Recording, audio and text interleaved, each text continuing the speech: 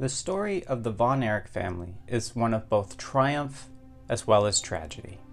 In this special episode of Tyler Vance Rants, I'll be taking a look at the ultimately successful but short life of David von Erich.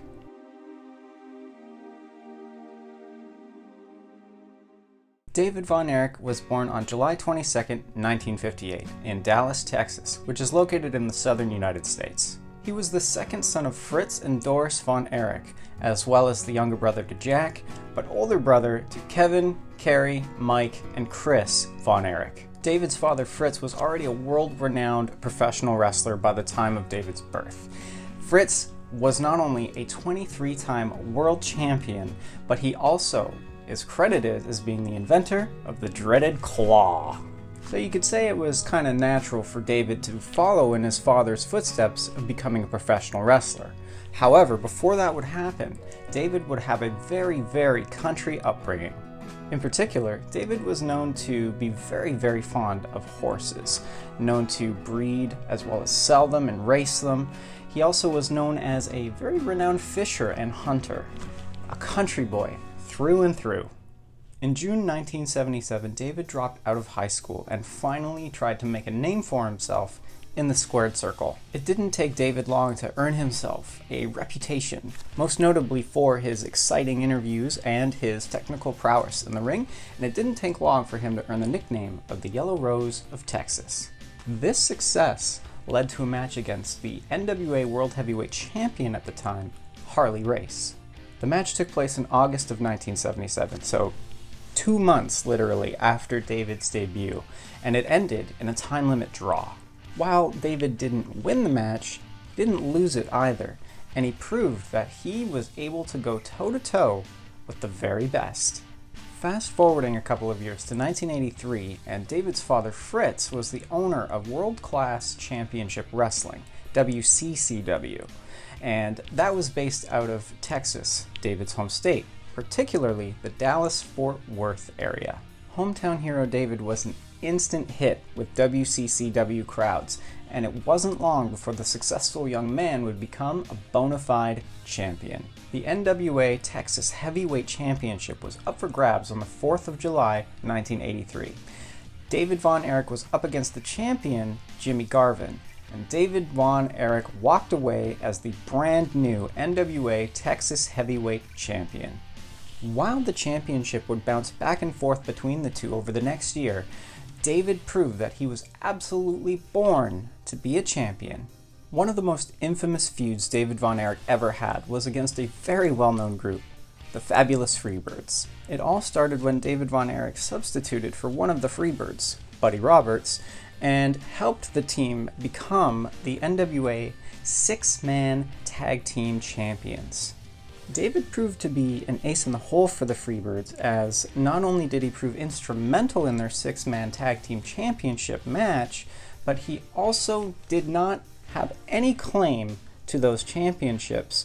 So when Buddy Roberts returned, he was able to claim the championships instead of David. In return for David von Erich's generosity, two of the Fabulous Freebirds, Michael Hayes and David Manning, decided to repay the favor in kind. They did this by becoming referees in a match between David von Erich's younger brother, Kerry von Erich, against the Nature Boy, Ric Flair, for the NWA World Heavyweight Championship. The match was set in a steel cage, and the Freebird referees ensured they did everything possible to ensure that the Nature Boy did not come out of that match as the champion. Being a man of honor himself, Kerry von Erich refused the tainted victory, and for standing his ground, he was attacked. This ended up sparking a war between the Fabulous Freebirds and the von Erich family, and it would last for most of 1983. Ultimately, it did see the Yellow Rose of Texas, David von Erich, triumph over Michael Hayes to become the new NWA United National Champion. Speaking of the Nature Boy Ric Flair, he was no stranger to David von Erich's wrath either. The pair feuded in late 1983 and early 1984.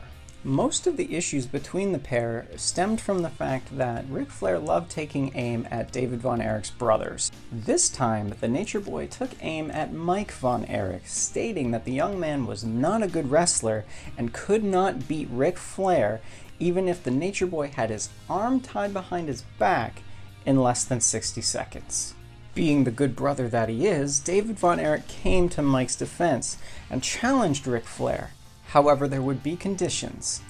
David challenged the Nature Boy to face Mike von Erich, one condition being that the match would only be 10 minutes, and if the supposedly horrible skills of Mike von Erich were not enough to beat Ric Flair in that 10-minute time frame, then David would never challenge for the NWA World Heavyweight Championship while Ric Flair held it.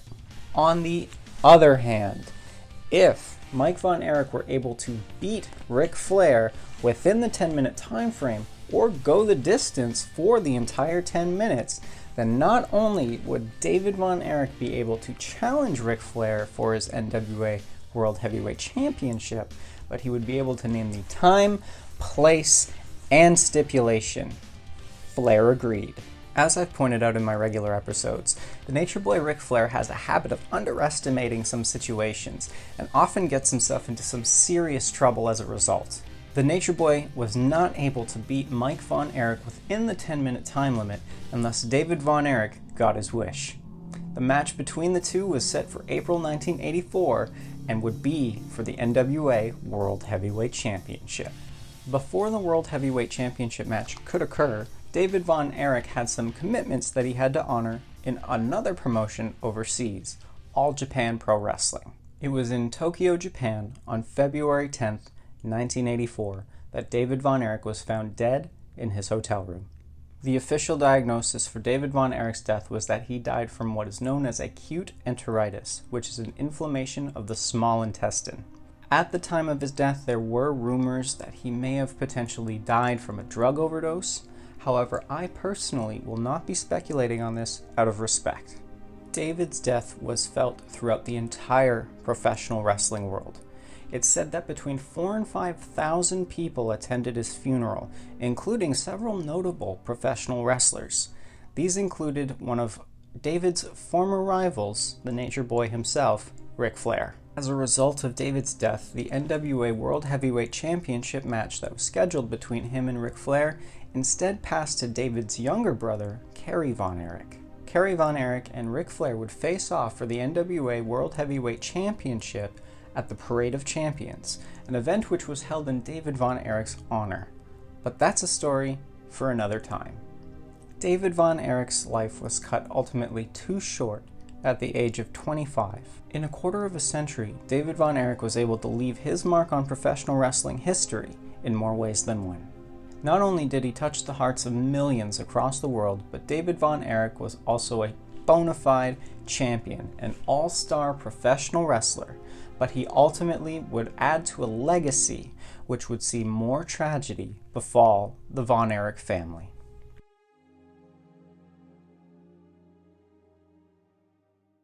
Thank you for tuning into this special biographical look at the Yellow Rose of Texas, David von Erich. Don't forget to subscribe to the channel so you always get more content such as this, as well as my regular weekly episodes. Share it with your friends, hit the bell, like the video, it helps me out a lot, and also follow me on social media.